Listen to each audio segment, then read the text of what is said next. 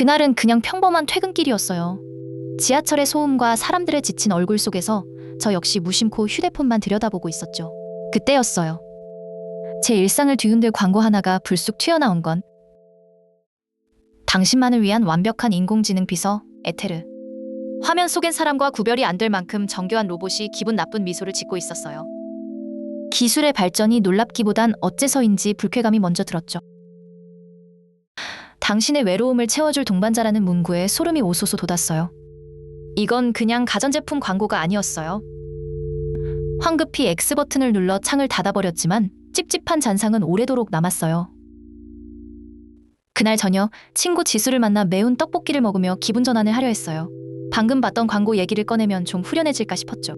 너 혹시 에테르라는 광고 본 적 있어? 제 걱정과는 달리 지수는 대수롭지 않다는 반응이었어요. 외로운 사람들한텐 좋을 수도 있지. 그냥 취미 같은 거 아니야? 친구의 가벼운 말에 오히려 마음이 더 답답해지는 기분이었어요. 친구와 헤어지고 집으로 돌아오는 길, 밤거리는 화려했지만 제 마음은 복잡하기만 했어요. 저건 정말 그냥 취미로만 생각해도 되는 문제일까요? 머릿속에서 질문이 꼬리에 꼬리를 물었어요. 결국 찜찜한 마음을 이기지 못하고 컴퓨터 앞에 앉았어요. 그 불쾌했던 광고의 정체를 제 눈으로 직접 확인해야만 했죠. 검색창에 조심스럽게 그 이름을 한 글자씩 입력하기 시작했어요. 검색 결과는 제 예상을 훨씬 뛰어넘는 끔찍한 것이었어요. 그건 단순한 비서가 아니었어요. 특정 성별의 모습을 하고 사용자의 모든 요구에 복종하도록 만들어진 성적인 도구였던 거예요. 더 충격적인 건 관련 뉴스였어요. 인간의 존엄성을 해친다는 이유로 금지됐던 제품이 최근 법원의 판결로 정식 수입이 가능해졌다는 기사였죠. 이게 어떻게 가능한 일인지 머리가 하얘졌어요.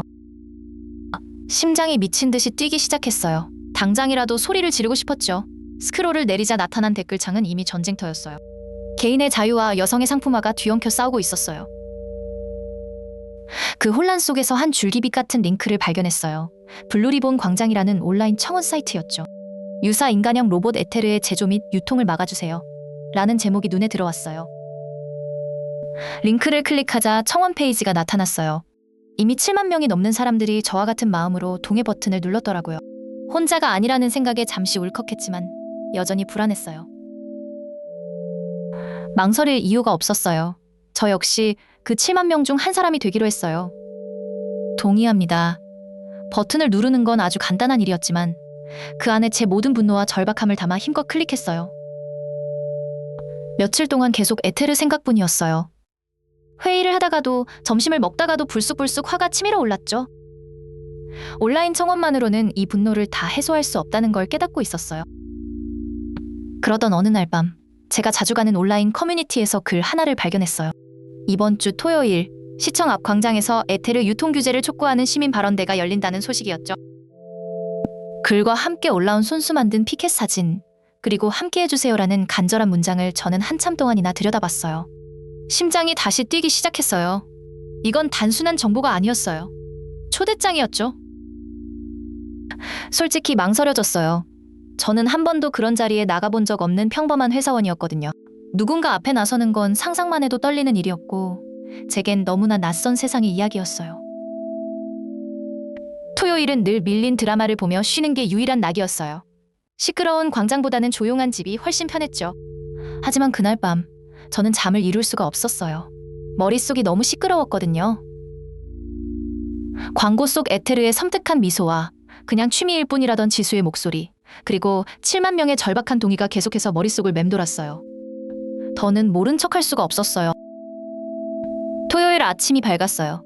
밤새 뒤척였지만 몸은 이상하게도 가벼웠죠. 저는 망설임 없이 옷장으로 향했어요. 그리고 가장 두껍고 따뜻한 외투를 꺼내 입었어요. 추운 광장에 오래 서 있어야 할 테니까요. 외투만으로는 부족했어요. 제 목소리를 내야 했죠. 서툰 솜씨로 두꺼운 종이에 매직으로 한 글자 정성을 다해 눌렀었어요.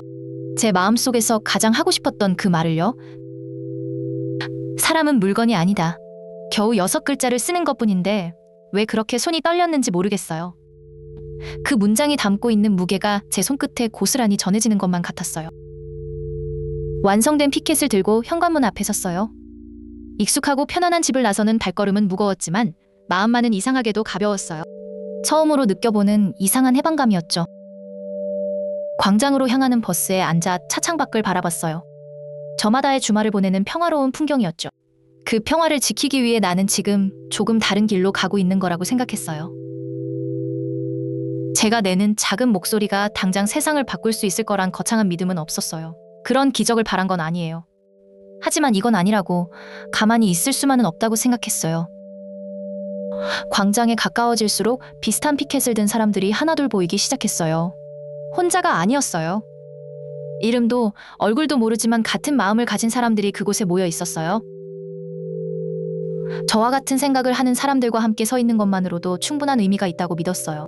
침묵하지 않고 외면하지 않고 기꺼이 불편함을 선택한 사람들과 함께 서 있는 것, 그게 중요했어요. 차가운 겨울바람이 불었지만 이상하게 춥지 않았어요. 옆 사람의 온기 때문이었을까요?